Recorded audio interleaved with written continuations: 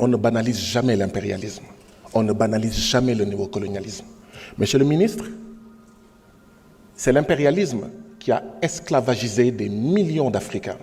C'est l'impérialisme qui a colonisé des millions d'Africains.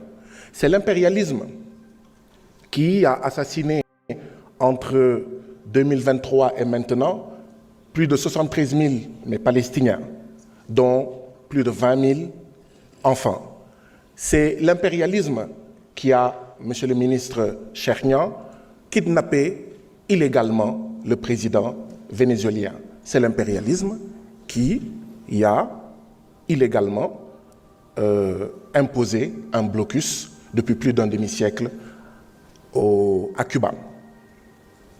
Donc notre pays, notre président de la République ne peut pas être utilisé pour une entreprise de rebranding de l'impérialisme français. De la même manière que j'ai écrit au gouvernement pour dire gouvernement, dites à nos sportifs, dites à notre équipe nationale de refuser d'être un joujou entre les mains de l'ambassade de France qui cherche à transformer le regard que notre peuple a à son endroit. De la même manière, le premier des Sénégalais, le président de la République, ne peut pas s'autoriser cela. Mais le plus grave, monsieur le ministre, c'est que notre président de la République, le président Bassirou Diomaye Diakhar Faye, non seulement, à mon avis, ne devait pas être à ce sommet, parce que tout le monde sait que c'est un sommet France-Afrique, d'accord, c'est l'impérialisme, mais France-africain qui refuse de mourir, mais il ne doit pas accepter d'être quelque part où on critique d'autres présidents de la République. Monsieur Macron, il n'y a pas ce qu'il a oublié de dire contre les pays que sont le Burkina, le Mali et le Niger. Alors que notre président de la République était là-bas, il n'aurait pas dû accepter cela. Pour qui se prend Macron pour devoir insulter nos frères, nos voisins et devant nos présidents de la République?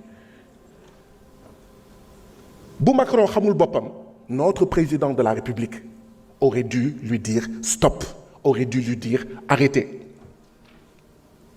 On peut se dire des choses entre Africains, mais on ne doit pas accepter qu'un président de la République en dehors de l'Afrique dise du mal et souvent des contre-vérités, d'accord, contre des voisins, contre nos frères et sœurs africains. Monsieur le ministre, Guy Marius Sagna, ce député sénégalais qui est connu pour ses 4 vérités, qui dit clairement ce qu'il pense, sans peur de représailles de qui que ce soit.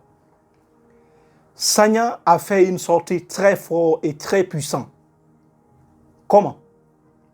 Vous avez vu son discours. Lorsqu'il parle de l'impérialisme, du système impérialisme en Afrique, lorsque Sagna parle de l'impérialisme, il commence d'abord par dire clairement, il ne faut pas banaliser l'impérialisme, c'est-à-dire, il ne faut pas normaliser l'impérialisme, parce que la rectification des noms est le fondement de la justice, a dit Confucius avant sa mort, ce savant chinois. Il faut dire chaque chose par son nom. Il faut appeler chat par son nom chat. Il faut appeler maison par son nom maison. Il faut appeler l'injustice par son nom l'injustice. L'erreur commence lorsque vous refusez de dire correctement le nom de chaque chose. Et Sagna, il nous dit clairement de ne pas oublier l'impérialisme. Parce qu'aujourd'hui, les gens ont commencé à banaliser l'impérialisme. Alors que l'impérialisme existe bel et bien. Le même système est là. Le même système a changé de forme. Ce n'est plus comme avant. Parce que toutes les chaînes ne sont pas faites de fer. Certaines chaînes sont faites de dépendance. Certaines chaînes sont faites de domination invisible, culturelle, linguistique, etc. Donc, l'impérialisme est toujours là. Comme Thomas Sankara le disait toujours, si tu te poses la question, c'est quoi l'impérialisme? L'impérialisme, quand tu manges là, lorsque tu commences à manger, tu vois les graines de riz, de maïs, importe là, tu manges ça, ou bien tu portes les habits venant des États-Unis, de la Chine, de la France, etc. C'est ça l'impérialisme. Oui, lorsque même nous parlons cette même langue de Molière, la langue française, tout ça là, c'est que sont tous dans ce système. Oui, c'est une vérité absolue. Et l'impérialisme continue toujours. Donc, il ne faut pas banaliser l'impérialisme. Il ne faut pas dire que ça n'existe pas. L'impérialisme existe bel et bien. Il commence par ça. Il va encore approfondir de plus. Oui.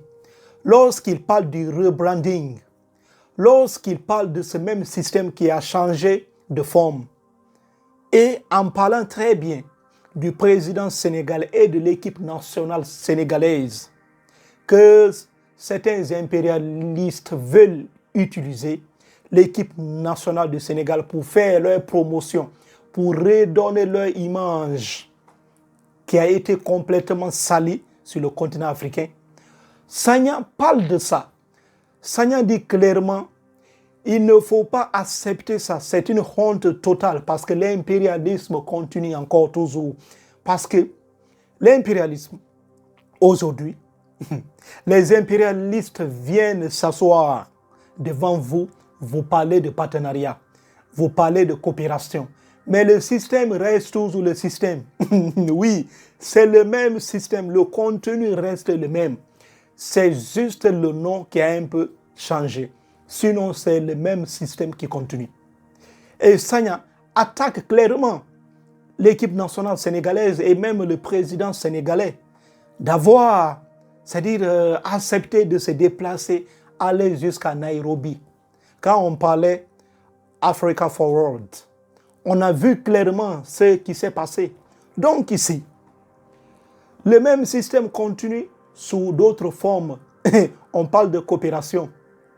Oui, on parle de tout ce qui concerne l'économie, le développement, etc.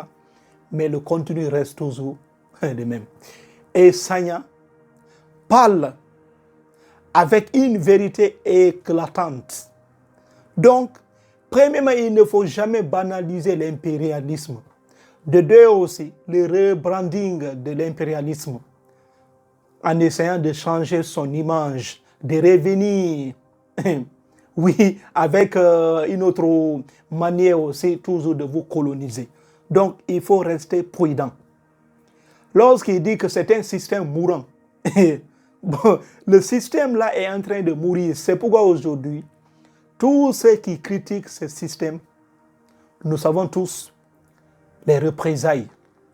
Donc, Sagna dit clairement, un système mourant, oui, un système mourant qui essaie toujours de nous emmerder, un système mourant qui essaie toujours de nous créer des problèmes. Et le président sénégalais n'aurait dû pas se rendre là-bas. Oui, Africa Forward, il n'aurait dû pas se rendre là-bas. Utiliser aussi les joueurs sénégalais. Troisièmement, Sagna va encore enfoncer, oui, le clou. Lorsqu'il qualifie, lorsqu'il parle du président sénégalais Bassirou Diomaye Faye, en lui disant clairement, comment acceptez-vous de vous déplacer, aller jusqu'à là-bas, à Nairobi, et un président français qui n'est même pas dans notre continent, qui n'est même pas dans notre espace politique, puisse critiquer nos frères de l'AES, Mali, Niger et aussi le Burkina Faso, devant vous. Un président français qui critique un président africain devant vous, Bassirou Diomaye Faye. Donc, Sagna est en colère contre ce que le président sénégalais a fait en se déplaçant, aller jusqu'à là-bas et s'asseoir devant Macron. Et Macron insulte complètement les présidents africains. Donc ici, Sagna qualifie ça d'arrogance d'abord, oui. Mais on comprend très bien Parce que Macron ne l'a pas fait pour ne rien. Macron sait pourquoi il a critiqué les pays de l'AES. Il sait pourquoi il a fait ça. Oui. Lorsque Thomas Sankara disait toujours, celui qui te nourrit, une partie de ton destin aussi dépend de lui. Celui qui a participé à la construction de ta maison peut finir par croire qu'il a un dernier mot à dire sur comment ta maison sera gérée. Donc ici, Emmanuel Macron, en parlant des pays de l'AES, il s'appuie très bien sur l'histoire. Parce qu'en parlant de panafricanisme, le panafricanisme soutient les pays africains. Si un pays africain est attaqué par un étranger, normalement, ce sont tous les autres pays de la région ou tous les pays de l'Afrique qui doivent s'unir contre l'étranger qui vous attaque. Donc, en principe, un étranger ne devrait pas critiquer nos présidents de l'AES devant un président sénégalais.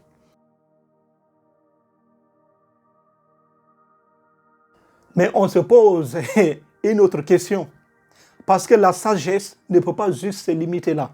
Donc, critiquer n'est pas un problème. Même si tu es étranger, tu peux bel et bien critiquer un système. Ce n'est pas un problème. Parce que les critiques façonnent notre existence. Le vrai panafricanisme ne consiste pas à défendre les dirigeants, mais plutôt à défendre le peuple. Lorsque le dirigeant n'est plus critiqué de l'extérieur, si le dirigeant se trompe, si le dirigeant maltraite son peuple, qui osera alors le critiquer? C'est ça la question. Critiquer n'est pas un problème. Mais ce que Emmanuel Macron dit, c'est ça qu'il faut analyser. Est-ce vrai ou faux?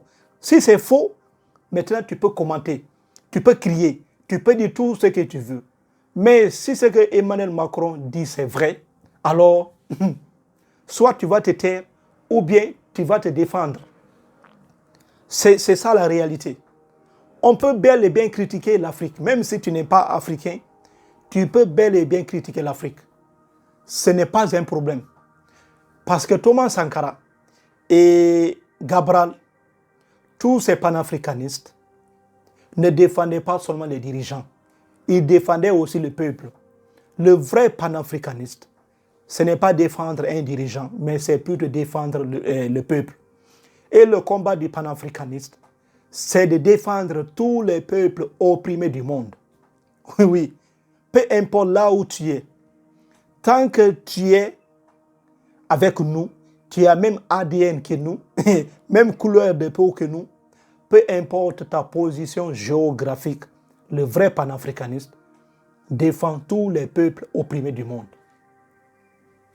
Donc Sagna, il a fait une sortie remarquable.